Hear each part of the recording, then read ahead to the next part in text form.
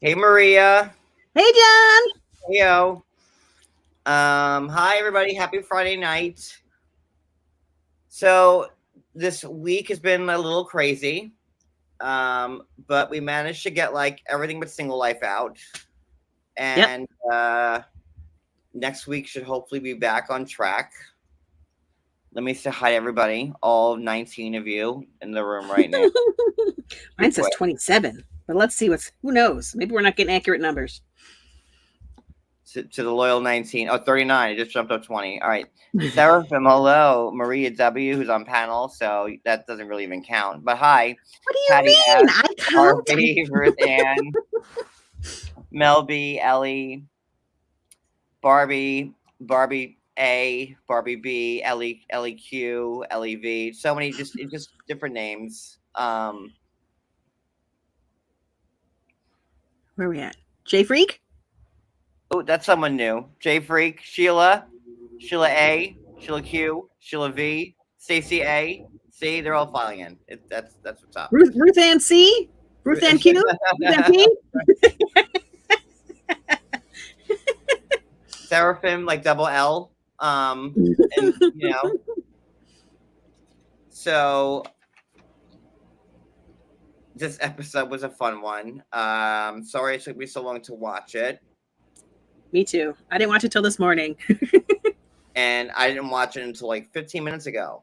Oh. So, and people kept messaging me like, they're like, John, I can't wait to see your thoughts on like this week's episode. And I'm like, why does everybody keep asking me that? Like, what is going on? And I'm like, oh, I said, now it all makes sense.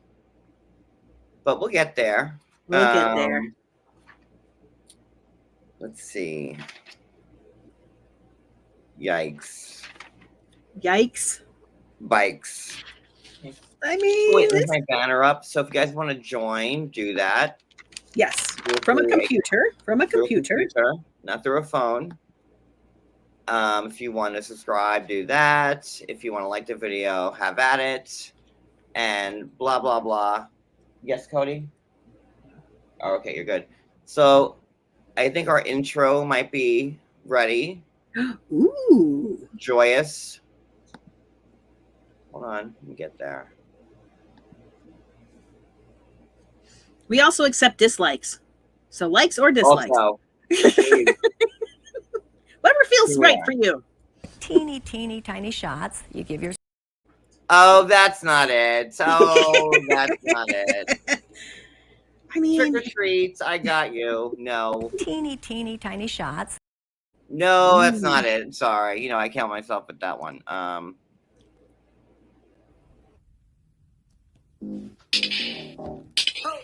That one on. He is. He's fabulous. And he's on the inside. Pull that one on.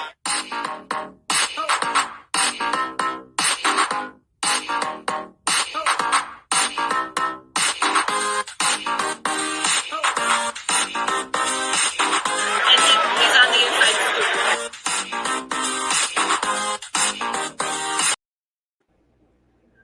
hey! I feel like it's almost there. I feel like it's almost there. There was some new stuff in there, though. I liked it. Yes. We're getting there. I love it. It's really hot. I have like this new light that's like right in my face, and I'm sweating like crazy. Cody can't help me. My book just fell out of my lap. So that's what's up right now. But we're going to get there. It's Friday night. Woohoo! Okay. What couple are we starting out with? I mean, maybe Ed and Liz, or are okay, that's fun. I mean, not with this light. It's killing me right now. Okay. I don't know if Ed and Liz are fun necessarily, but they are. You know who's fun? The grandparents. They're fun. What a kooky couple they are. Don't you all wish you could play like pinochle or like a good solid game of bridge with the grandparents one night, and toss back a couple of moonshine, or just a good old time.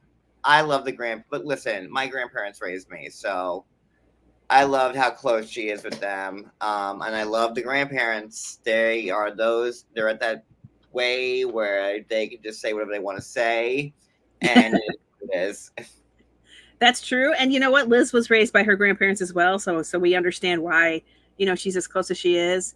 I do like how grandma's kind of, like she wants everything to work out. You can tell she cares about all of that stuff, where grandpa just wanted to give Ed a hard time, it seemed like. Yeah, like he came like with all his short jokes, like locked and loaded. He did.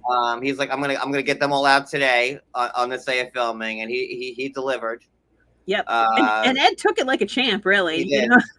Ed's like, oh, you got me again, you piece of shit. But no. But Ed took it like a champ. He did. Like, he's like, oh, you.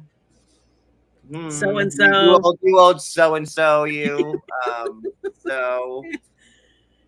And like, they love Liz like a daughter. They raised her, so they should be protective. And obviously, everybody feels a certain way on both sides of the dime between Ed and Liz. Ed's family, his mom and his daughter are still AWOL. Yep. We don't know what's going on with them. Liz at least got the grandparents kind of on board. Can't wait to see them at the wedding. I feel like they're gonna pull like a Charlie. Like like a double Charlie. It's gonna be good. Like really, really good. I mean, Grandma kind of said as much. Like if they were getting married right now, then yeah, she'd be like, no, I would absolutely try to stop this wedding. But she's open to seeing the growth. She wants to see the growth, and I think she is seeing how they have both helped each other grow on some level. But obviously, Ed still comes with a whole bunch of problems. And I thought she asked some interesting questions. Let's see. Well, I don't even want to talk about that. Oh, which one? The age difference? Well, I do want to talk about that, but no, like when it first starts, when they first, Grandma's like, so what have you guys been up to? And Ed's like, making love. And then it was just like awkward silence. It was like to the grandparents, especially Ed. Yeah. You're like, grandparent adjacent. Like, Ed could almost be Liz's grandparent. Kinda. Parent. Kinda almost. And then some like tribes and cultures around the globe, most likely. Like, So like he didn't be tight, but you say that in front of the grandparents, like is there ever a right time to say that? Like even in front of the parents? Would that make it better if it was in front of like, good old mom and dad? No. That's private stuff that your parents do not want to hear about. Thanks. No. You. But he just kept plowing forward like, okay, that joke didn't hit. Move on to the next thing. And he got a little bit. There you are. What was that? Just scared me. No, I was ringing the bell in agreement with you. No, it's the agreement bell. Okay. It's like, what'd I do? Okay. Yeah, and then he moved on, and they were kind of asking, do you marry? Do you want to marry her because you really, really love her, or because she makes you feel young? And he's like, because I really, really love her, and because she makes me feel young. Just a little bit, mostly A, but like with some B sprinkle on top, pretty much. Yeah.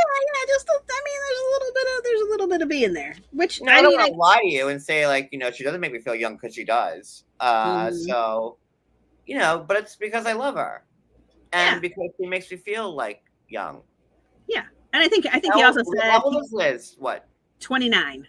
20.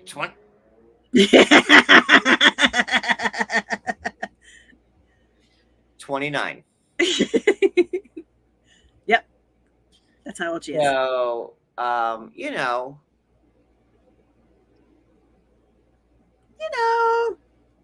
yeah, he's going to feel young being with her, or I mean, we get it, but he says he can't imagine his life without her, which I guess is nice. I mean, I kind of believe, they put each other through a lot, and they're still doing it. So there's got to be something there. And Graham's like, well, don't you hurt her. Don't you hurt her now. Which was cute. It was cute. And Pa, because I wrote Pa, what I say? Oh, the small joking because he's like, he's something about like, you know, a chipmunk on like the roof or something like that. He's like, oh, about the bait, and like Ed was smaller than like the chipmunk bait. Anywho, Paul was getting like his digs in. I'd add. He was. He Paul, for sure was. Paul, P.A. Paul. Paul. Let's call him Paul. Paul. You know, and then Liz, the next scene is talking with the grandparents again, and you know, Graham's is like, you know, I'll stop the wedding. 5 years from now, I still won't be ready to accept it. So they seem like they're on board, but not so much with that. Maybe in 5 more years. Gosh, I hope they get it. I mean, they're not going to wait 5 years realistically. So, you know, they're going to need to get on board quicker. And then Grandpa, you know, the age difference, and like, you know, Graham's like, you know, asking the hard questions. I was like, we'll get it. She's like, you know, listen, you're 29, he's what, 54, right? 56. You know, and he already has a disability. So she'd be like, you know, are you gonna take care of him? Which, you know, might be sooner than later. Mm-hmm. You know, absolutely. Liz had, I mean, her reaction felt really real. She's like, I do think about it. I think about what it would be like to lose him because he's older. And, you know, she started kind of crying even thinking about that, but that she's 100% willing to take care of him. So, I mean, I believe her, but man, they're still a mess though. it's like not good. But I love, like, you know, I love grandparents, especially like, you know, when grandparents raise them. So I didn't know that about Liz. I didn't know about like her, like, you know, upbringing. So I'm like, ooh, you know, I kind of like you a little bit more now. But you know, still. Yeah, still. I just always remember like what Liz said on the interview I had with her, like, you know, last year, and we all saw it and everything else, and like, but listen. People have told me, you know, to not be with Cody and Cody not to be with me. Like, when it's your own marriage, when it's your relationship, like, it's your relationship, and it's a lot easier to be on the outside looking in. And so, pointing out all the issues, but having issues doesn't mean your relationship won't work. It's how you deal with the issues. And I think these two keep trying. I mean, they definitely both still fight with each other and can be inconsiderate to each other, but they keep trying. So fingers crossed. I mean, she really has to love him because, like, you know, it's like they're like making like big money like off this show, you know, especially Liz. Like, she's still working, you know. You like to hook up onto this show, you know. Some people got like, you know, look at Darcy and Stacey or Chantel, like, you know, the bigger ones, but like, I don't know, I kind of feel like she kind of has to love him, you know. I mean, I'm not saying he has a terrible personality, but he definitely has some personality flaws that she manages to overlook. And he in turn should like kiss the ground that she walks on, like, you know, morning and night, every day. And I wish. Does he? Yeah. So we're good with them, right? And Liz, that was it. That's all that happened. All right, let's do, oh God, rough, more rough. I mean, they're all a little bit rough, but I feel like next week is going to be so explosive that we got to get through the build up to next week. So we'll go last. All right, let's do Libby and Andrei. Okay, that's what I figured. I kind of liked this particular. I have some feelings. So, me and Maria have previously disagreed about, like, you know, a mom's 60th birthday party being like a thing. You know, on my camp, like, you know, that's a big party that you don't want to miss. Maria feels differently, saying just like, you know, any other birthday and whatever. Well, we see it sit at a restaurant. It really just looked like a regular old birthday party. It wasn't that exciting. And nothing happened to like Charlie's credit. Like, you know, I don't know. All right. So Libby and Andrei, and congratulations to Libby and Andrei, who just gave birth to their second child, their first son, Winston Leo, I believe. That sounds right. Yes, Winston Leo. Yes. So, hibbity bibbity. It sounds like that's like a good Winston-y type of name. So, No, do you think they're going to call him Winston? His full Winston? Gosh, that's a big name for a little baby. and Winnie. That sounds like a girly name. Maybe they'll just call him Leo. If your name is Winston, like what would your nickname be? I don't know. Winnie. Is there a male sounding nickname for Winston? Man, it's just such a big name. I don't know. I don't think that's it. I just want to call him by his middle name. What do we call him? Maybe initials. WL. That sounds weird. Winston. Ooh, I like that. You just call him Little Prince. It's just a big boy name. That's all. It's like a. Libby and Andrei, congratulations on the arrival of your little baby of joy, Winston Leo. Pip pip cheerio. So back to that. Okay, so in lieu of going to the mom's birthday party, and Andrei's dad is there. Like, what, like, a great way to, like, have, like, the dad hang out with, like, Libby's side and have them, like, and obviously, like, they can't talk directly to each other, but wouldn't it have been, like, a nice moment if, like, they all went to the party with, like, with Andrei's dad? Wouldn't it have been, like, a nice moment? And wouldn't have Andrei and Libby, like, walked away winners if they had done that? I mean, maybe, but also if Andrei being there would have made everything turn sideways, does Dad need to be there to see that again and to try to talk Andrei off of another ledge? It would be the perfect test for everybody. Like, and they missed it. Like, listen, Andrei and Libby and the dad will go there, and that'll be like, the dad watching Andrei, making sure Andrei didn't do anything untoward. Then you have, like, the mom watching Charlie and the sisters. I mean, it would have been like, and they could have all been adults for the first time ever. And I think that's why, like, they didn't go, to be honest with you, because, like, I don't think Andrei would have ever, like, acted, like, crazily in front of his dad, especially after, like, the Moldovan wedding. And they already know about Charlie and this, that, and the other. So that could have been, Andrei with the dad there, just going to sat like that and let, Charlie act like a fool, but they didn't let that happen. And, like, I think them not going was the right move. I think it was the right move. I think Andrei and Liz both have their hackles up already about Charlie, and that I think that conversations that were had wouldn't have been had as well as they were if Andrei was there, because he wouldn't have let it. He would have just jumped down Charlie's throat right away. So in front of the dad, his own dad. Yeah, I mean, I think his dad knows exactly who Andrei is. We've seen him have things to say in front of his dad before, and then his dad tries to gently talk him back around. His dad is like the nicest ever. He really is. I don't know. I think, like, and that would have went a long way with, like, the sisters, and the mom saying, look, they came after all, and they even brought, like, Andrei's dad, and, like, you all got, I think that would have played out better. But I feel like then what would we do for the rest of the season? We got to get there. Okay, for the sake of that, I'll say it. Hey, Addie. I'll also say,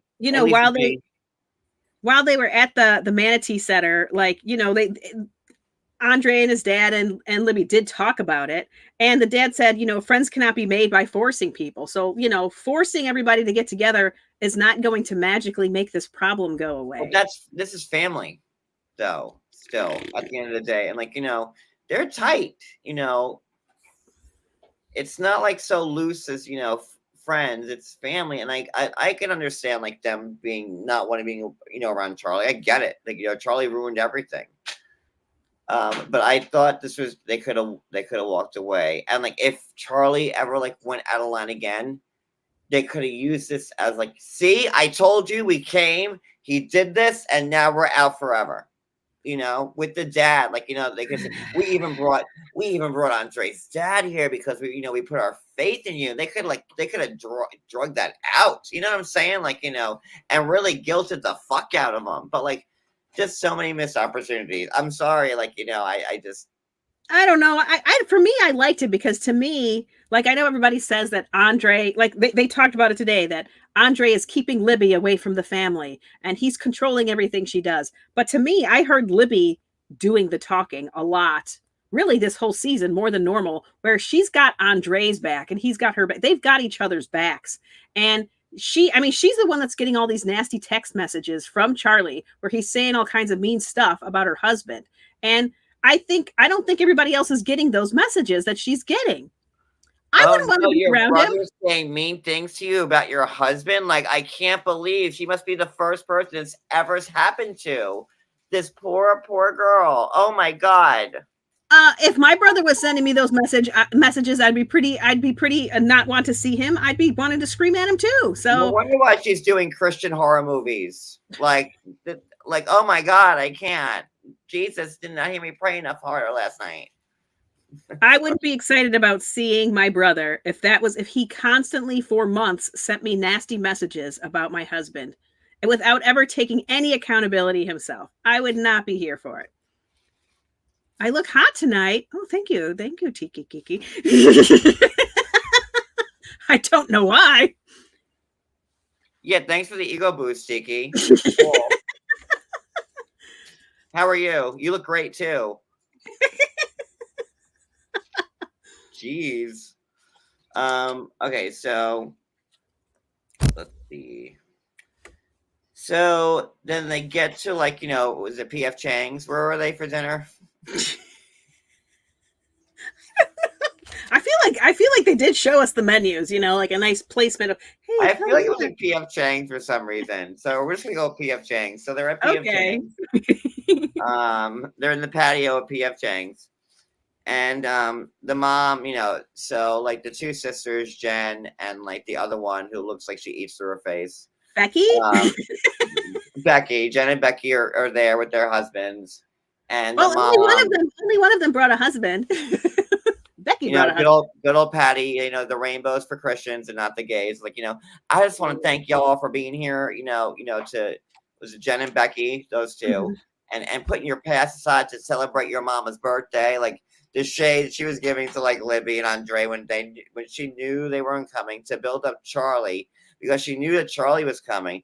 It's like y'all have the light of day on your foreheads. I can see the anointing on y'all, and I just pray that I'm just thank God that y'all here in my company, and then my son and his beautiful foot fetish wife, Megan, and their 4 beautiful kids, and not you, Libby, and not you, Andrei. Praise be to God. I mean, okay, but did you think it was weird that Charlie and Megan brought their kids when nobody else brought their kids? Was that weird?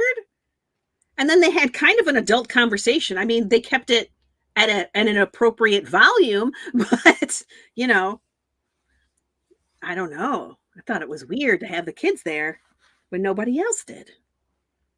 Well, the kids probably haven't seen them in forever. Probably. But I think they brought the kids in more as guilt. Like, here are the kids you forgot about. Wouldn't that have been the better move for them? Like, Yep. listen, you guys can't yell at me while the kids are here. So their moral compass is on point north.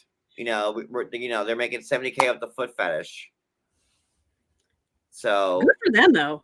And they're, in his own mother's eyes, they should be like, tarred and feathered, and shunned off to the cast. Is there anything in the Bible about selling images of your feet specifically? Thou donest, don't thyest, only fansest, ad holist. That's like one of like the commandments. Not even for your tootsies. Okay. Or it's in Genesis or Exodus, or like one of those books.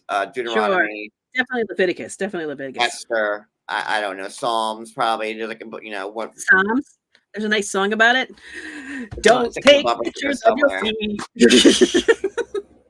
the Gospel according to Matthew, like somewhere in there. Like, I know it. Where are we again? It's the birthday party. Right, that's right, because Patty, God-fearing Patricia, mother to all podcasts. I thought her name was Pam. It's a P name. That works too, Pam.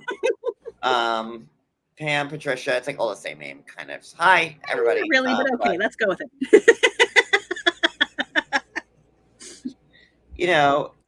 She's like, I rebuke you all. I rebuke anybody who hates Andrei, and thank you for being here. All of my brethren, my children, my sons and daughters who are all on OnlyFans, bringing in the good heavenly money that God has bequeathed upon us, and give us our trespass and our daily bread. And though I walk through the shadow of no fear, I take no hunger. Give us this day our daily bread, and I forgive us for drinking too much and not eating enough PF Chang. Ready to eat.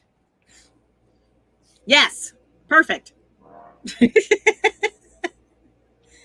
Okay, but so before Charlie gets there, we've got Becky and everybody talking, and she's like, I get why Libby didn't want to show up, why she'd be hesitant. I still have PTSD from the last time we all got together at the barbecue. That barbecue, no joke, was 1971 Vietnam, and I can totally understand the PTSD that all the siblings have from that event. Clearly, they are shell shocked. They are a little shell shocked, but I agree. It's not Vietnam level shell shock. They get walked into a room and they're like, I've seen some things, man. They are all they went through it, guys. And I really don't think that we should downplay PTSD and the effects that it did have on the siblings podcast due to said barbecue, because what Charlie did, I mean, there just aren't words. They were rolling around on the ground, two grown men rolling around on the ground, and Dad was crying. I think it was the dad crying part that really probably broke them. I mean, when I saw Chuck break down and start crying, I told Cody, I'm getting in a car. I'm going to Tampa right now so I can be there for him. And Cody's like, no, John. I'm like, no, Cody. Big Daddy Chuck needs me right now. I could see the pain in his eyes. He does. You should go give Chuck a hug if you ever get the chance. Oh, he's got a couple coming for me. A couple hugs? Oh. Well, maybe a few. I don't want to give all my hugs away. Okay. But he deserves at least one hug. He's been through it. Having to be in the middle of the new budding empire of Libby and Andrei Enterprises, backed by Daddy Chuck, or the other side of it's like Dynasty now. But isn't that the real problem? Is that Daddy Chuck sided with Andrei? Isn't that the real issue? It's not that Charlie's been canceled. It's that Daddy Chuck loves Andrei. Andrei gives good hugs, I bet. But they did try to cancel Charlie. Or did they? Or did he cancel himself by being a fool? I mean, I will give Charlie this one moment, because when he was asking the two sisters' names, Becky and Jen. Becky and Jen. Are we okay now? Are we good? You could kind of hear in his voice that he was actually really asking that. I mean, I agree with you, but it felt like he took no responsibility for any part of it. He's not like, I'm sorry for my part in this, but also Andrei. He was just like, this is all Andrei. And so that's my problem with Charlie, is that he didn't take accountability for a single part of what happened. He instead very easily turned Becky and Jen, because they just blow whichever way the wind blows, very quickly turned them against Andrei. And Charlie's like, bras, and bras, bra. Andrei is the common denominator, bra. That's exactly what he said. Bra? It's not me. It's Andrei. Um, Yeah. He's a master manipulator, 100%. That's what he said. true. And then you had Becky saying, you know what? I'm afraid that we're never going to see our sister again because of Andrei. Well, Dude. Libby's she built an island. She built a moat. There's a wall. She did. Her house has an entire moat. Absolutely. Nobody could possibly call her on the phone. She definitely doesn't show up to hang out at not even dance recitals, just dance classes, something as mundane as that. She And wouldn't Libby, show like the biggest victim here. Like again, the PTSD. Like, listen, it is stressing her out. Like, no joke. Like she's like, Mary had a little house. Like she can't even get it out now. Like, it's affecting her singing. It's affecting like her pregnancy, like her family, everything. Like, this needs to be fixed. She can't sing for her baby. She can't drop, She can't drop a new single, a new a new album. She can't drop a new hot take, a new, what's the word? A new limerick. No, not a limerick. A new Bitsy spider went out the water. Oh my God, the barbecue. I can't take it. Yeah. Libby, really, the biggest victim here. Or this is her opportunity to find herself, to stand on her own 2 feet, make her decisions, and stop having everybody else tell her who she is and what she's supposed to do. I think she's finally coming to her own. Personally, I am all about, this is the year of Libby. She's going to rule the world 2022. I'll give you a honk for just optimism on that one. And we'll see how that one plays out. One honk for optimism for Maria. Get the scorecards out. Just give me some snap. All right. So why don't we jump to Bilal and Shaida's riveting storyline for this week? So guys, just when I couldn't stand watching 90 Day Fiance tonight, then I get to see Shaida just brushing her teeth for like a good 5 minutes straight. Yeah. And I'm like, thank you so much, TLC, for this riveting commentary on reality TV, good oral care, and I mean, just how to deliver a storyline and just bring people in. Like, it's like, I mean, it was a good 5 minutes. It was a lot. Shaida just brushing her teeth. And her tongue. She doesn't like dirty tongues. That was in my title originally. Shaida prefers a clean tongue. And I took it out. I thought that might have been too, like, John, Too far. Shaida has a clean tongue. She does indeed. It's important to her. So guys, get ready for this riveting TV. And this recap will be even more just like more riveting. More riveting. Sit down. So guys, she brushes her teeth for 15 minutes a day. Is that not fucking crazy? Oh my God. Oh my God, we're watching Shaida brush the chompers for 15 minutes. That's a lot of teeth brushing. I mean, we say that Bilal has got a little OCD, but it seems like Shaida has some herself when it comes to her tongue. Don't forget, this is the Learning Channel. Mind blown. My crazy obsession. Mind blown. TLC, the Learning Channel. See that? That's there. Science. Right there. Okay.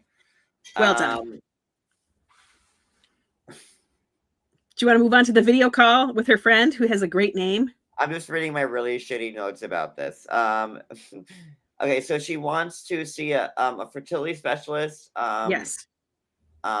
Because I guess her and Bilal went furniture shopping. Right. And there was a baby store either next to the furniture store and maybe like a baby wing, like a a Right. child wing, maybe like your rooms to go or It was a IKEA, setup. It was a you setup. know, She knew. you know.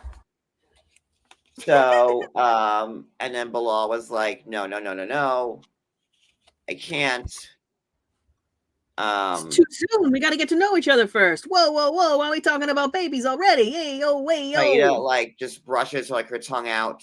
Like she's just she's just brushing her tongue out, lost all her taste buds, out of like, just necessity to like want to just like unload. So I look at the baby stuff, he's not ready. And what was it, Marie, you wanted to say? Because I think I jumped ahead. Oh, well, like, she's talking about all of this that you're talking about right now. She's talking about with her friend. And her friend's name is Uterus. It's Uterus. Her name's Uterus. Uterus is a fun name. It is, especially when you're talking about fertility issues. Right? Yeah. Who would you not want to go to? If your name is Uterus and like that's that's my issue right now, I'm like going to you first. So yes. like, Uterus will know how to feel about it. And she did know how to feel about it. She felt like, so you're saying he wants like to wait low for sperm you. count, I'm going to Uterus. Go to Uterus. I'm just saying. Yeah. And she's like, okay, so you're saying he wants you to wait until you're 40 before you even try to get pregnant. But when you turn 40, what if suddenly then you find out he never wanted to have a baby because he's already got to, and that he's just wasted your time? What are you going to do then? And Shaida's like, oh, I know. I got to get to the bottom of this right now. She's like, thank God your name is Uterus, because if your name wasn't Uterus, I would not be getting these short pearls of wisdom from you. So like, win. Yes. For having a good friend and also her name being Uterus, because like when someone's name is Jeeves, Hello Butler. Yeah. Also, you can ask them anything; they'll probably have an answer for you. That too, or Alexa. So ooh, yeah, that too. All right, so going back to Bilal, so now they are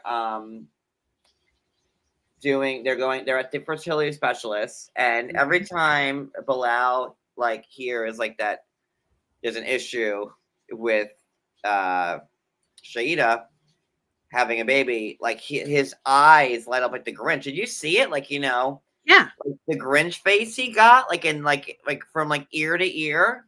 It was the opposite of concern. It was relief. It was, so you're saying, how many times did he say, so you're saying we should wait? So you're saying we should wait. Like, well, for the first 6 months, you should try regularly, because to see, because you might need any help. And so Bilal was like, he was like this. He's like, he's like, so. That's exactly the face he was making. Because he was like this, like all like puss face in a chair. And then like, he heard it, he's like, it was an uncomfortable smile. He's like, so you're telling us we have to wait 6 months? And he looked at her, it's like, so 6 months of trying. And like, you could see like, you would have like, I don't want to say calculator. It's like an adding machine for like those of us who know what the adding machine was back in the day. Like I could just see him like wanting to pull a visor out, like one of them green banking visors. And like, like, 6 months for, trying. Cause like, he was like, oh, so we had to try. So what was the next thing? Okay, 6 months. Oh, well, he said she had advanced maternal age, right? And so, not necessarily waiting because you need to be ready as a couple, because this can ruin marriages if you're not ready. But then he started asking her about her cycle, and she's like, it's very regular, every 21 days. And the doctor was like, 21 or 28? And she's like, 21. And he's like, and she thought when she said 21, like, listen, I don't know anything about fertility or cycles, but you saw Jasmine, she was sitting there, she's like, yeah, 21, bro, I got this, and then she had no idea like that he was going to come back with like, yeah, that's not what you want. No, that's not right, because then your cycle's too short and there's no time to ovulate. Either you're not releasing an egg at all, or your ovulation period is like 5 minutes long. So So yeah, we need to do some tests on you. Got to see what's going on with your thyroid and your levels. So, you know. And then Bilal was like, did I hear a thyroid testing and levels? And how many months is that going to put us out now? Yeah. You know, and he's like, you know, with the visor and the adding machine, like, you know, 5 more months. You know, he was such a creep. He could, every time like she got bad news, he was like, it's so clear he wants no baby. Like, why are we even forced to watch the story? Tell her that. He has just pussyfooted around this, or uterus footed around this whole thing, you know, this whole time. And it's like, just be honest with her. She wants a baby. If you never want to give her one, you shouldn't have married her and wasted her time. He is an ass. Hi, everybody. 100%. He's the worst.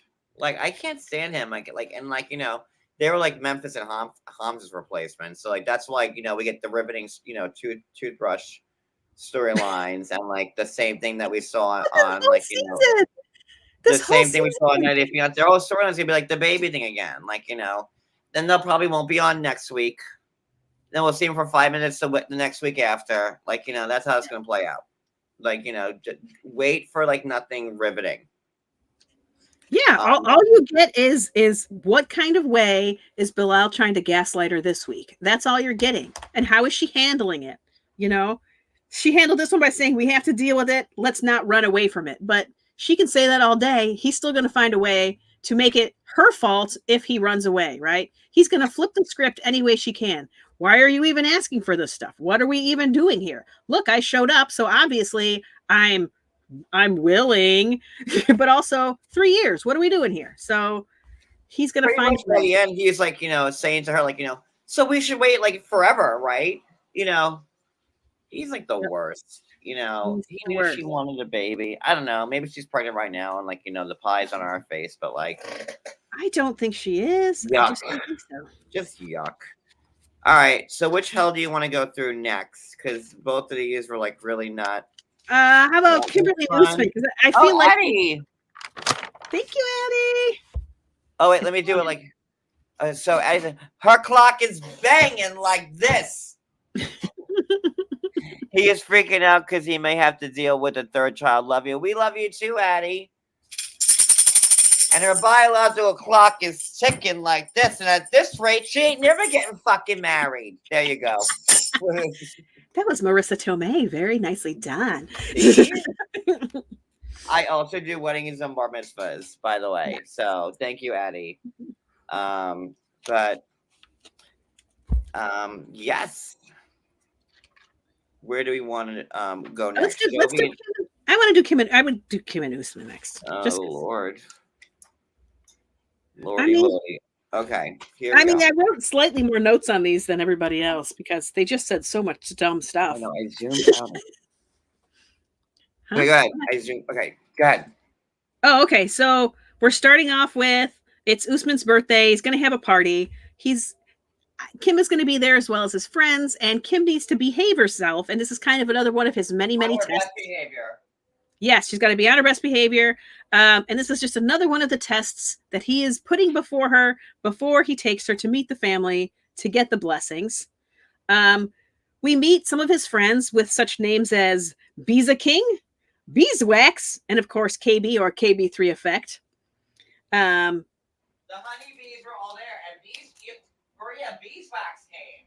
Beeswax came. Yeah, all the bees. All the bees. Downplaying like Beeswax appearance. Like he came.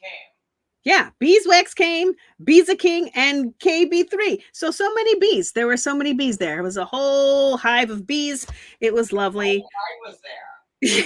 Yes, exactly. And, you know, there's a point where after KB gets there, Kim's like, hey, can I talk to you? And she pulls him aside. And, you know, she kind of apologizes for her behavior and that, you know, she's just not from this culture. And, you know, she's just really. Hold on. With the culture stuff. Now, all of a sudden, she's not from the culture. Well, she's not. She said it before. And she's trying to understand. She's trying. No. Okay, listen. You can't get like a Nicole out like that. And no. Listen, you are 50-something years old. Like, you are not Nicole. who is 20 like years old going to Morocco for the first time.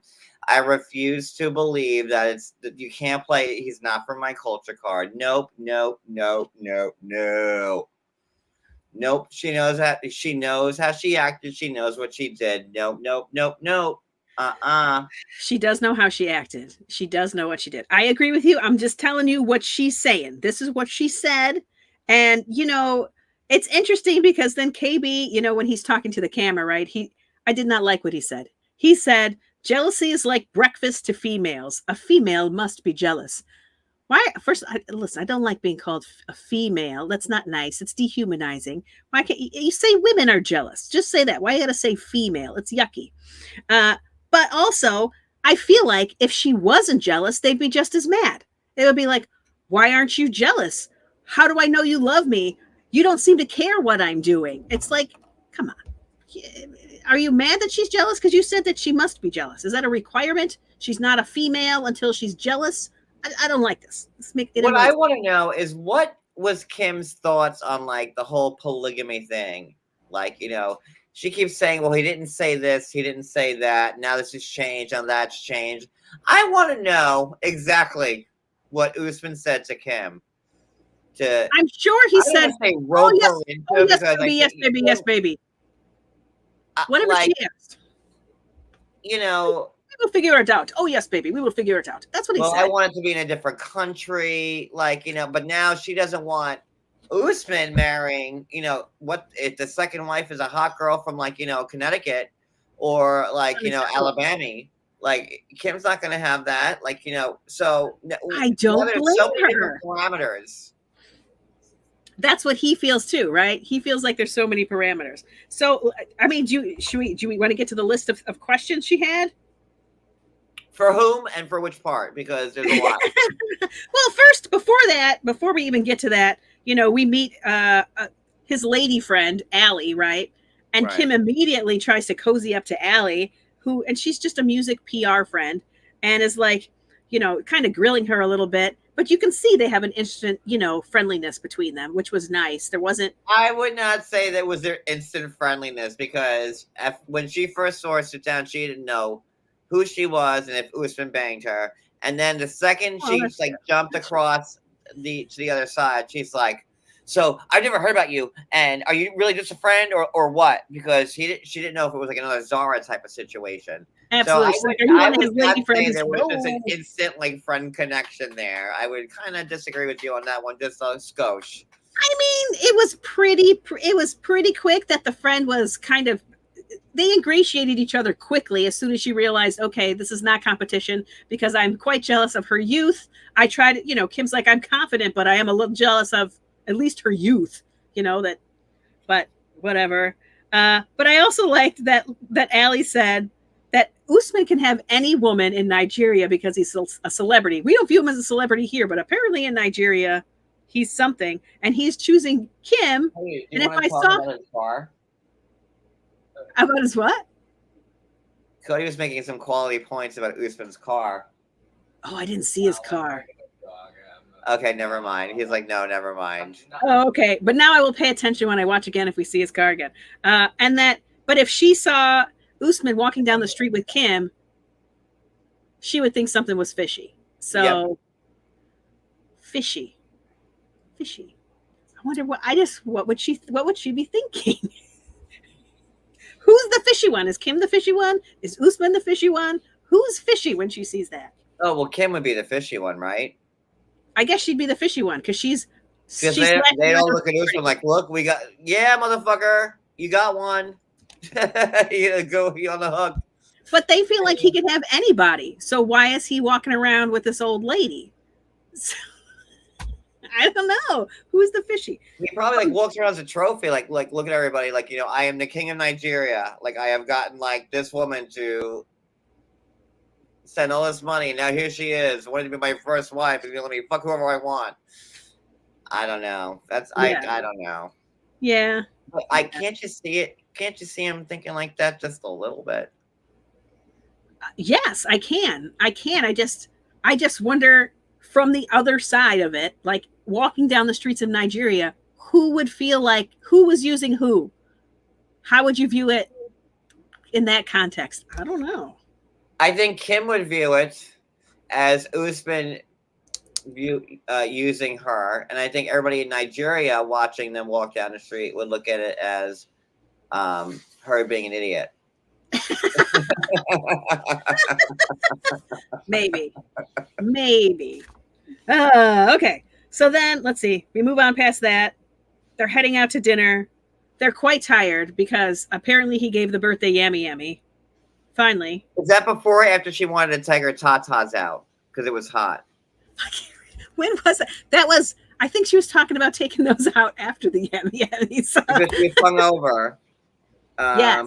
But she, and to Kim's credit, guys, the first time she went to a party or a luncheon or a dinner or like to a continental breakfast and not ruin it. Exactly. She didn't throw anything on anybody. Let's come on. Let's give Kim a good slow clap because she didn't ruin it, man. First time she didn't throw a milkshake or water. She didn't have to bribe anybody with a PS5 or a MacBook. Yeah, she just behaved. That's all it took. She just behaved. See that? Yuck. An old dog can learn new tricks. That should be the takeaway there. No, not the takeaway. I mean, I think that's what Usman wishes the takeaway was. Well, he said some pretty terrible stuff. Was that the limit? Oh, John, you went over the limit again, John. Too much.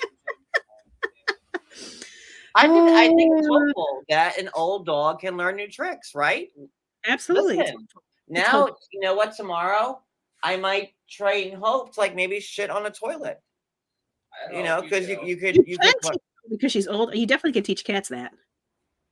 And Hope is about the same age as Kim in cat years. So, using Kim's inspiration, I'm going to train Hope tomorrow. And thank you, Kim, for giving me the motivation to do that. Yes. And I'm sure Hope will let you know how he feels about it tomorrow when he's squatting over a bowl. Being 30 pounds. If he could still balance. I'm really mad. Poor cat falling in the toilet. Oh, poor thing. Okay, so then they get you want to go or me? Okay. No, you go. Okay, so they go to have their dinner, and they're eating some hot spicy soup, which is not good for hangovers. And then she whips out her list, right? She's like, so the first question was, who picks her? Does your family pick? And he's like, sometimes, but basically pretty much all this guy. Exactly. Right here. Whatever you need to tell yourself, that's the person who picks. What is my role with the kids, with your kids? And I thought this was the first time I felt like he even got through to her on this matter was, you need to care about my kids. If you care about me, you need to care about my kids. You wouldn't like it. Say, you want me to care about Jamal. Yeah. And she's like, oh, dang, you got me on that one, which is true, Yeah. That's what she wants. She wants that relationship for Jamal and Usman, whether they want it or not. So, yeah. Funny, all we hear about is kids with Usman, and all I've seen now, they were first on the show in 2019, 2020. They filmed a year prior to that. So for the last, 5 years, Usman's had the ability to have kids. Yeah. With lots of people.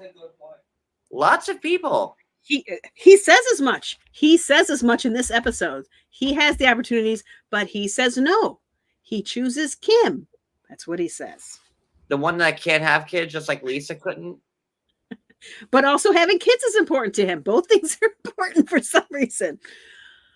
Baby girl Lisa couldn't have kids. And imagine our surprise. This man who just wants kids and more kids and more kids to follow it up with Kim. Yeah, he wants at least 10. He wants as many wives as it'll take to give him his whole entire. And then you see people like Zara or Zara and him dated or fucked. I don't know. Whatever. They've been together. Ollie, another pretty girl, probably. Maybe there was a little bit of that. Maybe they went to Pound Town. I don't know. Doesn't sound like Allie was down.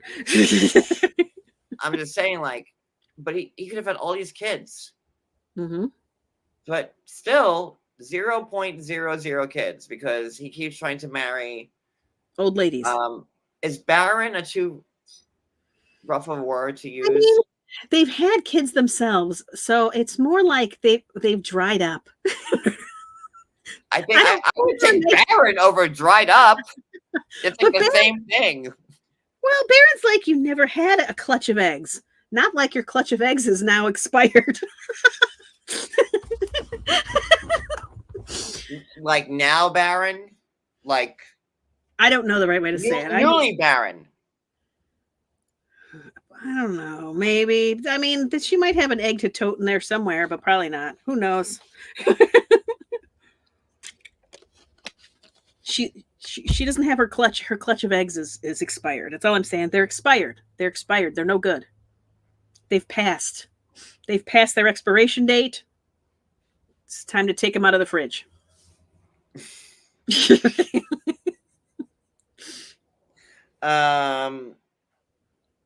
So are we good with them? We're not good with them. Damn it. Okay. Still with newly barren Kim. Well, okay, let's talk a little like you touched on this a little bit because they start talking about the second wife in America. And, for her, this is a deal breaker. And for him, he's like, what did he say? You're giving me terms and conditions. And what did he say? It was funny. Well, what is Usman gonna do?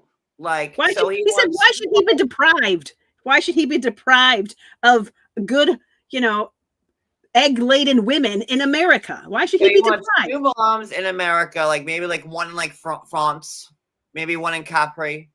Like he can't come to America. Like, I don't know, maybe now, but like baby girl Lisa said point blank, you heard her say it on my channel over and over again on several lives that he can never, ever come here. So like, and again, if he wanted to have the kids, he's 4 years now, 5 years, could have had like, his share, but he keeps going for newly barren, previously fertile women, i.e. Yes. Is that better? Yes. Previously fertile. Yes. Newly barren, previously fertile woman, i.e. baby girl Lisa and not super fan Kim, to keep just like, hooking his chops into. So, but then he wants someone like Kim to be okay with him having, his second wife, So Kim will be the first one in San Diego. Then, his second wife can be in Kansas City. Then maybe one, let's throw a third wife in there for shits and giggles, like, in Boston. Then we have like, one in Madrid. That's wife number 4. And then, just to even it out, one in Athens. So that's 5 wives, in 5 countries that he can't get to. And what are we supposed to believe here?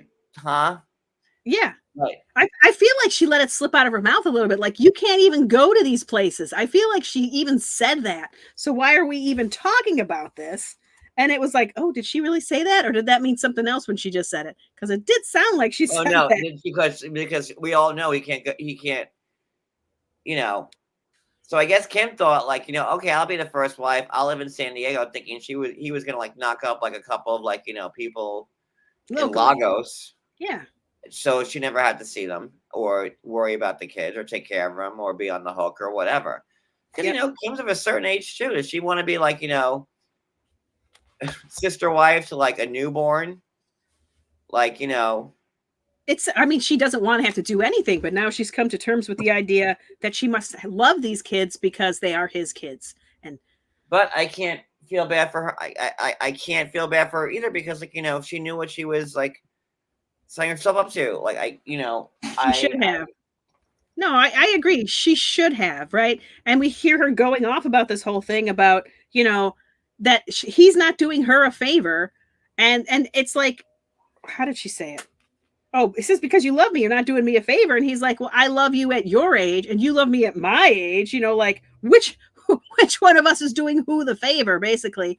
And it was like, you're not a prize to be won, which is interesting. As many times as she says she's hashtag winning, But how she's like on board with all of this. Like, you know, she apologized to like what's his name? Katie Joy?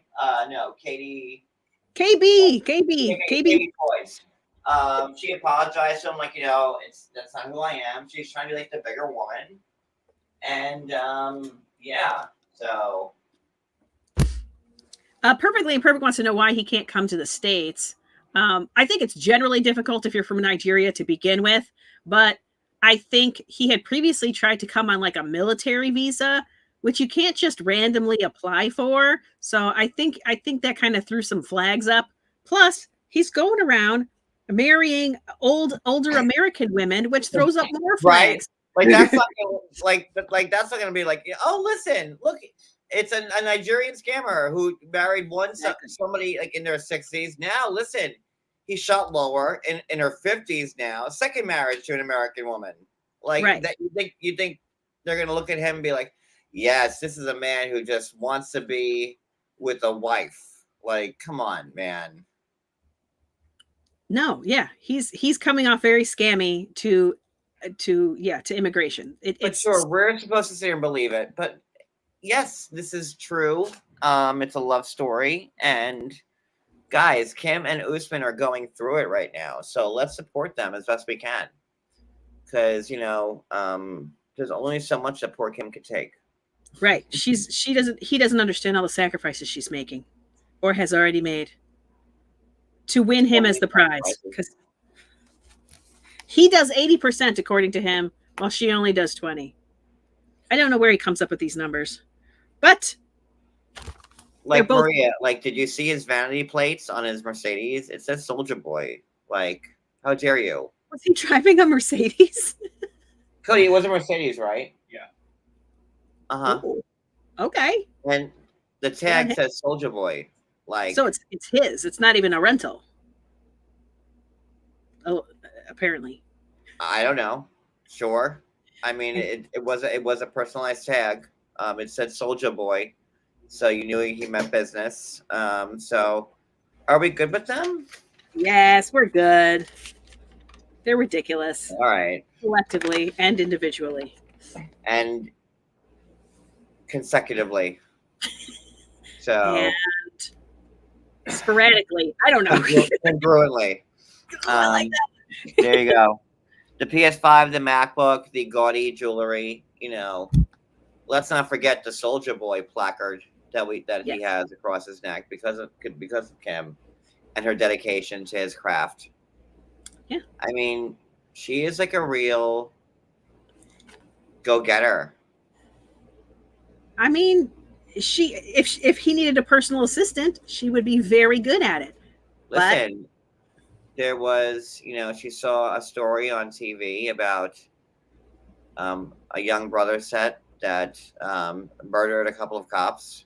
Boy. And reached out to him and married one of them. So she sure did. Marie was like, "Oh shit, John, didn't know you're going there." Yep. But I do feel like she could be part of his entourage if we just like made her name like Kim B, to go with the other B's. Like, everybody's a B. You got Beeswax King and Beeswax and KB3. Like, why not? Guys, Beeswax was in this episode. Beeswax King and Beeswax. Yes. Absolutely. Like, the only B we didn't have was like Beyonce. Like that. Like, if she was there. maybe next week. Because, you know, Soldier Boy is international. He is. And he's a celebrity. He's like a worldwide phenomenon. Yes. Superstar. Like, what was like that rock concert in the 80s? Aid. What was that? Live Aid. Live Aid. Yes. Like, they're the Live Aid of today. Usman. Yes. I will admit I don't actually hate his music. It's catchy. It does make you want to do a little jig. Well, I'm gonna hook you up with someone named Kim. Oh, well, I don't like it that much. and get you acquainted with all the right tracks on Apple to buy. And then you can be like, put in a story. Do I have to Listen, change my name to like sound like a bee name? What should it be? like Be Maria. We can do better than that. Honeybee. Ooh, I want to be the honeybee. See, there you go. I'm saying, like, the honeybees here. What's up? I saw the Yes. show. I'm Honeybee. We'll get you like bowling shirts. You know, Ooh, like the alley cats, like but like like the hive and like The honeybee. Soja Boy, Beeswax, Honeybee, Right. Kim Bealey. Not super fan Kimbali, right? So we'll see. Yes. Well, let me know how that works out. I mean, I just like him a little bit. I just like I think the music's fun. I don't, I'm not gonna be a super fan. There's only one super fan. Jovi and Yara. Yes, Jovi and Yara. So Do you want me to start? Go ahead. no, I'm here. Go ahead, you can start. They're driving to the green card interview, and Yara's a little bit out of it, man. She's very focused on what's going on in Ukraine, and she hasn't even had time to stress about anything going on here, which has left Jovi to do all the stressing for her. He's got to go and get all the paperwork together. He's been doing that, and they can't find their marriage license. But So 3 a.m. 3 a.m. Yeah, he was up till 3 a.m. trying to find stuff, and Yara's just like, And I mean, I can't blame her. What's going on in Ukraine was very bad. I can understand why that would get her attention. But it's good that Jovi had her back and got everything together for her. I think he's trying. I don't know why we're so mean to Jovi. I don't know either. Like everybody hates me for like being like, why is it so bad that Jovi like wanted to wait? Yeah. And so, good news, she gets the green card. Hooray. Yes. Right. Jovi has to like leave like, right away to go to work. And, her green card may not come up like for like what, like 1 to 2 weeks, right? Oh shoot, I didn't write that down. But yeah. Yara wants to leave the second, like she gets it, to be with her mom and to go and help, which is very valiant of her. I think, Jovi said, like, why can't you wait like 2 weeks after I get, so it all falls in the same time window. Like by the time Jovi gets home, she should have just got her green card pretty much. Or like, a few days earlier, maybe. Exactly. Yeah, it should be close, but it's literally like the day she gets it, she's on a plane the next day in her mind because she needs to help. She needs to help her people very badly. My problem is, how is she going to help them? That's what I don't understand. What's her plan? She's got no plan. And that's what worries, or that we've seen. Maybe she does have a plan, but I would hope if she did, they would tell us what that was. Well, probably like why like Jovi's so worried. Like, I can't fault Jovi for like wanting his wife and child to wait like until he could go there. It's like it's months. It's like, within the span of like, a week, maybe 10 days. It's, and if like, if they're all safe in Prague, then they'll be safe in Prague 10 days from now. And, and they could help 10 days from now. And then like, you'll have like, the peace of mind knowing that your family's together as one unit. And, Absolutely. God forbid, like, because you never know what's going to happen, and people are saying, it's Prague is safe, Czech Republic is safe. Well, we thought New York City was safe on 9/11. Right. Pearl Harbor, didn't see that one coming. Like, there are things that happen that you don't know. And again, this was very early, and we didn't know how far it was going to spread and what was going to happen. So, Jovi being nervous about Prague is completely normal, but let's be realistic. Yara has no intention of just staying in Prague. She has every intention of trying to go to the Ukraine. I don't know what she's going to do. I don't even know how she's going to get in the Ukraine. It seems like that to me, like by her wanting to say she wants to help, like, but maybe in Prague there's stuff that she could do. I don't know. I don't know. So. But I was also thinking she wants to go to the Ukraine and like help and like not and be there, which is also very valiant. But It is. Also, another reason why maybe Jovi might want to be there with them, at the same time. Right. I just don't think it's so bad for people to want Jovi to wait so he could go protect Absolutely. family. I agree with you 100%. She's not being 100% rational. It's not nice to say that about your wife, but I think he's like, I want to do this with you. I want to make sure you're safe. I want to keep our daughter safe, you safe, and keep you from making irrational decisions that are being driven by your emotions right now because you're so worried about, your people, which it doesn't, it's not like he wants to stop her from going at all No. or from helping her people. It's just like, slow down. And he's saying the second I get home from work, I will go. And, I just want to, and why is it so bad? A husband wants to protect his wife and child. Like, that's a bad thing. At the end of the day, like, that's all he wants to do. And whether she, and what's the difference if she's there like an extra day, an extra 2 days? It's not, Yeah. I don't know. But I agree with you. So, okay, so then she passes the test and she wants to go out with like, the wrong girls. We're talking about Symphony with a C. Adele, who I just saw, like, did you see the thing about like that Adele just got into like trouble again? No. I think it was on Mary Pants. Hold on. That Adele just got into like legal problems. I didn't know she got into legal troubles the first time. I thought we were just associating her with Ashley's friends who got into some legal trouble. No, Adele, like it was Adele. What did Adele do? She's definitely an instigator here with this Yara situation. I feel like her other friend, because I can't find it right now. Okay, I feel like her friend Symphony, was at least acknowledging, like, I understand how Jovi feels. Yeah, but Adele was very much like, I just think you're being controlling, But why shouldn't Yara want to hang out with her husband for the green card thing? Like, though, like, is that like? Yeah, they were already together. The Gwen has the baby, of course. Like, I get if she had already had these plans, then I get, like that's like a thing you with your spouse, like. Yeah. No, it was weird. Like, and I kind of felt bad for Jovi again, because she could not wait to get rid of him fast enough. And like, so what did she want? Like, to drop him off the house by himself so she can go out with like the wrong people again? Yeah, like, is he supposed to? I mean, it would be different if he was going out with his guy friends at the same time. He's got his day off. He's got a babysitter. He wants to have some fun too. I think hanging out with her friends is weird. I think like her like hang out with the friends is weird. Like, hang out with Jovi like that night and like go out tomorrow with them or on the weekend. Like, that's for like you and your husband.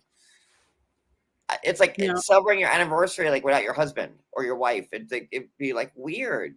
Like, I don't, I don't know. I didn't like that. I agree. I just think she was trying to get pumped up so that she could find the right language to try to convince Jovi that she should be able to go without him. I think that's all she was doing, was trying to get pumped up, because we had. I talked to those harlots who like want to ruin their marriage, like, anything, and she already knows that. Like, even Yara picking them, shows you like that she's just like checked out, and she doesn't really care like whatever Jovi has to say about it, because she wants to hear like the wrong answers about him, thus her going to hang out with them, because she knows they're not going to say one nice thing about him. I listen, I don't think it's about not caring about Jovi. I definitely think it was the second part. It was about her wanting to hear what she wanted to hear, and her friends would tell her what she wanted to hear. Even like Irina, who is Ukrainian, right? So Ukrainian, that girl is bad. She is even worse than Adele and Symphony with a C. She's up there. Her? I felt I was neither like nor dislike, but she's Ukrainian, right? So she probably has some strong feelings about this too, and she's saying, I don't think this is Yara's issue, it's you. You won't let her look at her face and what she was wearing. That's what I saw, and I'm like, okay, Irina, I see based on what she's wearing. They're out to have a good time. But we did find out something interesting from her, which was that it wasn't just that Jovi is constantly checking on her or wants to constantly check on her when she's going to Prague. It's also that whenever she's going to New Orleans and wants to see her friend Irina, that Jovi's all up Yara's ass the whole time. And so that's where you start to get, okay, maybe he is a little bit extra and a little bit too controlling, where he's like, well, I worry about her when she's in New Orleans. And you know, it's I'm glad like someone does. Go ahead, Maria. at the same time, like that's where he wanted to live, right? He left her for, you know, several months alone in New Orleans until she moved away, and now you're suddenly concerned about New Orleans when that's where you left her initially. So I mean, that is a little bit weird to me. I don't know where the shift is.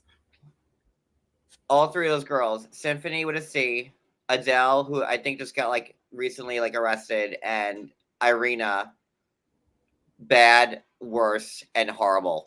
Like those are their three new names because like they are just bad. I definitely think Adele is. I think Adele is. No, I'm telling you, I'm trying to find like a thing about Adele. I know I just read something. Oh wait, is this it? Oh, here it is. It is on my. Okay. Looks like Adele may be in trouble with the law. Local news in Baton Rouge this morning. 250,000 K worth of luxury cars, heroin, cocaine, gun seized in a bus that led to 6 arrests in EBR. One of the 6 arrested was it looks like Adele. And wait, did you say like drugs and guns? Drugs, guns, luxury cars. Oh my lord! And what you did she do? Come on, and looking at those girls, like, you don't think like, you know, that's like the type of like people they're trying to pick up on. I saw what they were about the first episode. I'm like, oh, these girls are. Do you think that she wants to like? Do you think she's trying to get Yara away from Jovi so she can traffic her or something? Like, what are you trying to say? Listen, I mean, Jesus Christ, how'd you get from there? I'm just saying, like, you just said with trafficking, luxury cars, guns, hair. Well, this is what is. It looks like Adele may be in big trouble with the law. Like, this is the headline. $250,000 worth of luxury cars, heroin, cocaine, guns seized in a bus that led to 6 arrests, and Adele is one of them.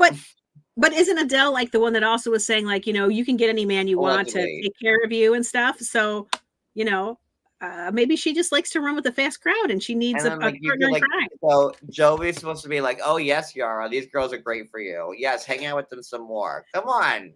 I think Symphony is the best one. That's all I'm saying. You see how they cater to like to pick up a certain type of person. Like, I'm sorry, like, come on. Well, like, those girls are just bad news. Jane Freak thinks that she's got a sugar daddy, so maybe there's one down, Adele. So listen, I call like I see it. All right, I will soften my stance. I am open to other possibilities and change. I just think, I don't know, man. I just think it might be possible that both things are true at the same time. Jovi might be a little bit controlling, not to the level that they're saying, but he might be a little bit controlling. But also at the same time, I think he is correct in not wanting Yara to go without him. Listen, if I knew, like, okay, so his wife that just came here doesn't know anything about America, is hanging out with a bunch of girls that are just like up to no good, and like, you know, look what happened to Adele. Just saying, you know, is Jovi the bad guy for like wanting to be like, you know, I'm just gonna come, especially on the night when it should have been him and Yara signed anyways with the green card. It should have been their night, his night. Yeah, it definitely should have been their night. Okay, do you think that Jovi knows about this arrest? Because you know, if he has heard about it, that he is eating it up and going, what did I tell you? What did I tell you? So like the first time I saw him, like, those girls are bad news. Like, you know, and I saw you get just, I'm like, I know it. And like, you know, and then you have an Arena. She's like the worst. I'm wait for it because something is gonna come up with Arena. That girl, like, there's just something up with her. My spidey sense is tingling with this girl because I'm like, Even Cody was like, I'm like, this girl, and she's like, I know. Arena's got like 35 aces up her sleeve. Wait for it. I'm telling you. Arena's probably running the whole operation. She might be. She might be. Arena's probably running the whole operation. You know, her first lieutenant, Adele's just took the, just took the heat. So she's out. So now she's got Symphony with a C. And she's trying to now she needs to really recruit Yara hard. That's what I think. I think Adele is a recruiter. She's the recruiter, right? She's out there to find these beautiful girls so we can ride around in luxury cars. I'm just saying something. I don't think trafficking is that far of a natural guess from this point. Well, that title pretty much had everything but that trafficking in it. So it did. That was the only thing. Right, so are we good with them? Yes, I think I'm a little concerned now about old Adele. I'm a little concerned. And Angela and Mike were on the show, so that was fun. Oh, that's all we're gonna say? Oh, okay, they were on. No, it's fine.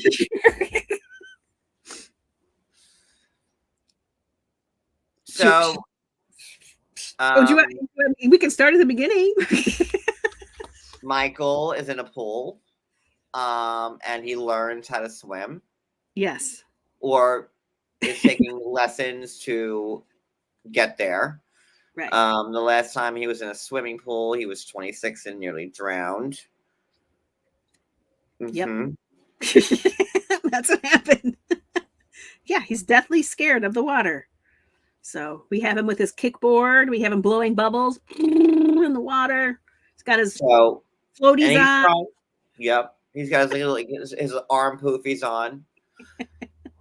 And then his friends are talking to him. You know, the two friends that you may remember from a couple of seasons back when Angela kind of threw drinks in their faces because they were being disrespectful.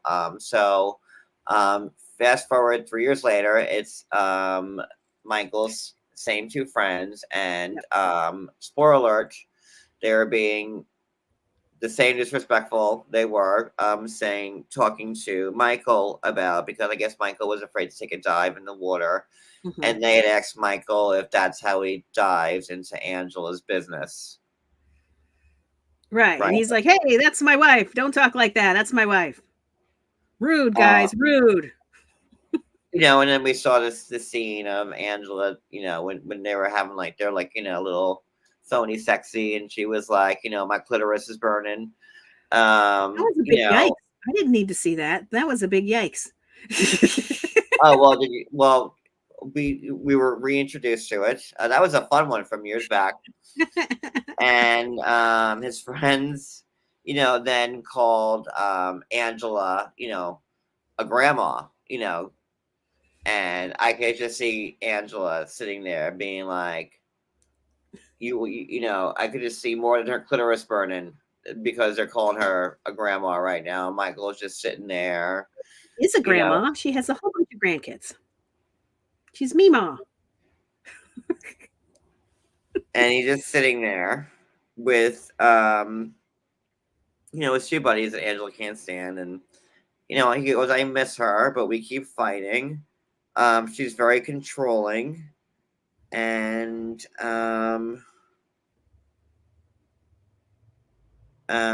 his friends are saying that he's afraid to stand up to her. Yep. And he wants money. Yeah, he says she's not giving him enough money. She doesn't want to work. He doesn't want him to work. She's not giving enough money. And he found that you could be a influencer on social media. So he decided to bring back his Instagram account, which we all know was when he met Usman, you know, and that whole big mess that happened. And that was a big old, you know, coup d'etat.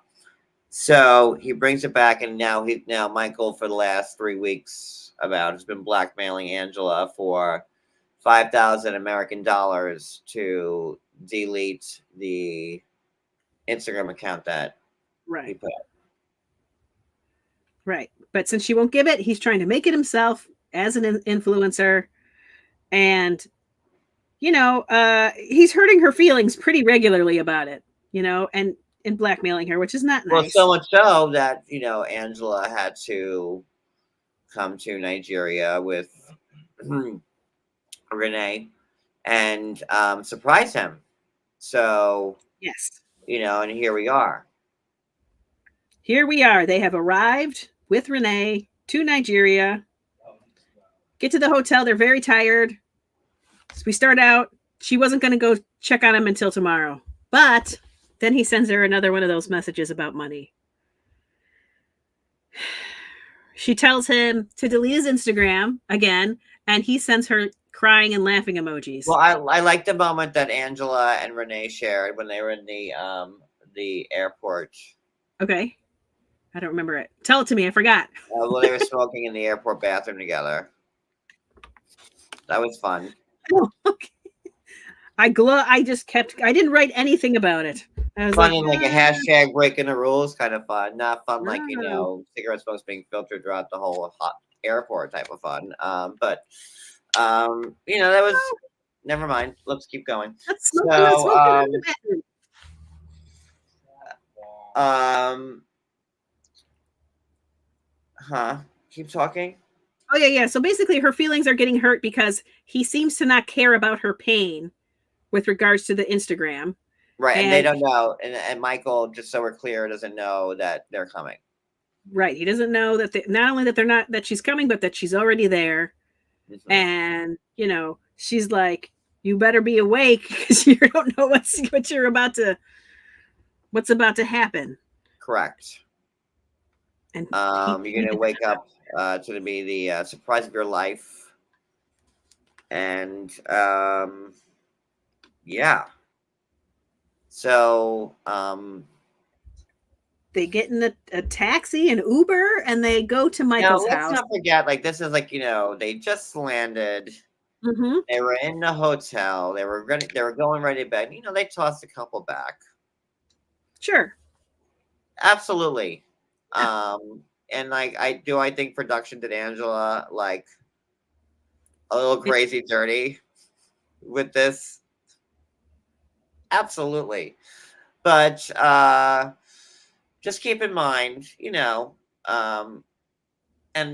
I've spent time with Angela. I could and Renee, and I would say, like, they had that very long flight. They couldn't smoke. Then they came back to the room, and like once you're on that flight, you just can't go back to the room, and like you're all like kind of fucked out with the time and everything like that, and antsy. So they went to the in my head, they went to the bar lounge, and just knocked a couple back, and then like Angela said, she had no plans on going there, but then she got the text, and she was like, you know what, let's just bump this night up a little bit. So but before she goes, she's got to get gussied up a little bit. Let's throw some lip gloss on. Because again, let's puff up my ponytail. Let's add a little Miona ponytail action on there. Yeah. And because she hasn't seen him still. This is the first time she's seen him since they've been married, since she lost the weight. So still, even though it's not a planned visit for, well, in Michael's eyes, it's going to be him laying eyes on her for like the first time in a while with a big change. Yeah. So it's dark outside. Let's get in an Uber. Let's get to Michael's house. Right. Let's somehow get around the giant gate. I don't know how they got past the gate. Right. Scaled it probably, whee, just running on, can't feel any pain, drunkenness. Let's just climb over the gate. Woo! Listen, I climbed the gate for a hot dog, and I got 62 stitches around my arm for it. Yes, you did. Wasn't my best move ever, and but it was a fun story to tell. Yes. Somehow they make it past the gate. Then they get to the nice railing around the doorway. The lights are out, but she just leaps over the railing just like a spry cat. And what a testament to people over 50 who are like just as limber and fast and stealth as people half their age. Yes. So I say brava to that. Like, I mean, and a real testament to smokers. Listen, look at the cat-like virginity of Agility? and smokers nonetheless, and Yeah. for that type of movement, like Listen, we saw that's Michael something you jump. pray for in church. So I'd say amen if I could move like Absolutely. that. We saw Michael jump in this episode too. We saw him jump into the pool, and his feet maybe got 2 inches off the ground. Meanwhile, Meemaw just woo right over that railing, cartwheel style, ready to go. And you know what? You know what I saw in that scene? You know what? I would say passion, a lot of passion, which I know Angela Yes, is full of. for sure. And At all times. right, Cody? I Passion. definitely agree. And I definitely agree. someone with that type of passion does not have that type of passion for someone that doesn't deserve that type of passion. So, and that's She what I had saw with passion. a great deal of passion. She had a great deal of passion, and she wanted to talk to Michael right then and there. And she started to knock on the door, shout Michael's name, No, that was Renee. and let him know. Renee was equally very passionate with. She was also passionate. The screaming of Michael's name. And listen, they needed answers. They did. And it was a full blitzkrieg. And sometimes you need a blitzkrieg. So, Angela was tired of it. And Renee was there to support her. She was. And to me, she was also trying to help Michael out a little bit, because she's like, listen, you better get down here right now, because Angela's in her feelings. So Michael, because listen, Angela has that Nigerian book of laws for matrimony. And this car is her car. And she wants him to know she owns everything that he owns, not only because she bought it, but also because she's married to him, and all of what is his is hers. And she decides it's time to Hulk out on his car. Angela always delivers. Yep. Let's rip that bug screen off. Let's break it into pieces and rip it right off. And we should all be so lucky to have someone as passionate as Angela on the show, that we could watch it for like the last 6-7 years. Sure. Because we know that Angela's passion is real. Yes. She loves hard. She fights hard. She sure does. Yes. So, and again, to Angela's credit, she does have the book and that car. Half of that bug. What was it? It's a bug screen. half of that bug screen is Angela's. So, guys. Well, now all of it is. She ripped it clear off. That bug screen's now Angela's, and Michael can keep like the fuzzy steering wheel cover around it. So that seems fair. That seems like an equitable divide. I think that's a very equal. We're all adults here, so yes. It's her car. This is her car. That's all I'm saying. It's her car. And she did pay for it. And she, probably Michael doesn't work. She pays for everything, Angela. But Michael is not feeling that his allowance is up to par. So I guess we're at this crux where blackmail and passion come into play. Yep, this is where they meet each other, right here at his car. Right there. What's going to happen next week? It's like Nigeria Road and Lagos Boulevard, and there they are right there at the intersection at the crossroads. Like, what's going to happen? Could be anything. Something passionate, I'm sure. Will they kiss and make up? Hopefully it's more passionate than watching Shaida brush her teeth for 15 minutes, because that was really, honestly, the most riveting TV I've seen, and I couldn't tell you how long. Michael's swimming lesson was pretty. It's the same kind of thing. And like they were like just like what she was brushing her teeth, and they had like the quirky music, like she's like in the mirror and like and like the music stopped, and so did she, and then she just like kept brushing again, like but like without the music the next time, and I'm like, oh, so like we're really getting into like the teeth brushing, and she's like, Yes. like It's like tongue scraping. so No white tongues. No white tongues allowed. no white, just a clean, proper tongue. Yes. So yeah, this was a fun one. And I suspect next week will be even more fun. well, next week is in 2 days now because we did this at the end of the week. I suspect Sunday is going to be real fun. So now I have to like watch this again on like regular schedule. So yay! But this was fun. I think I'm gonna end it. What time is it? Wow, it's 11:35. We're gonna eat some food. Yes. And then I might go live on TikTok and do Pictionary. Cool. So, but If that'll depend. I see you, I'll try, but I don't think I have enough people yet. But I'll try. Yeah, we'll follow. What's your TikTok? It is Maria. Nobody asked. Yeah. So we're gonna go on TikTok, I think, after, right, babe? When I say we, I say me. Because we wanted to do the Pictionary because that was fun. So we're going to eat, and then I think tomorrow night on Saturday we'll do something for like the top tier. Sweet. That's not a slumber party because No more slumber parties. Yeah, that We'll play was some other retired. games. We'll play Like pin the Super Bowl. eyebrows. Let's play pin the eyebrows on Robin. That'd be a fun game. Or Debbie. That'd be fun too. And this was fun. And like I'm gonna set up the lives for next week again in order, and then try to get back like to normal.